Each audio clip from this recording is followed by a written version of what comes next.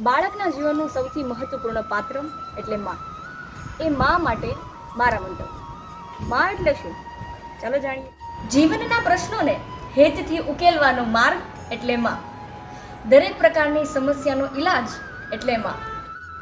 અજોડ, અનમોલ અને અનોખી ચાવી એટલે માં.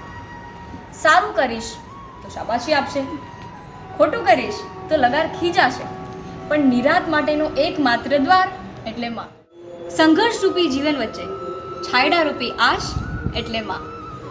દરેક પ્રકારની વાતોને વાગોળવાનો વિચાર એટલે માં. કરેલી બધી ભૂલોને ખંખેરવાનો ઉપાય એટલે માં. નિર્ણયો લઈશ તો હિંમત આપશે, નાસીપાસ થઈશ તો સથવારો આપશે, માટે સુખ દુઃખના ક્ષણે ટેકો આપનાર એકમાત્ર વ્યક્તિ એટલે માં.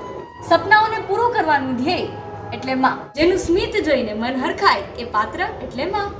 Before you scroll to the next video, share this one with your mother and thank her for every silent prayer she made for you. Tell her how important she is to you because her love has no conditions, no holidays.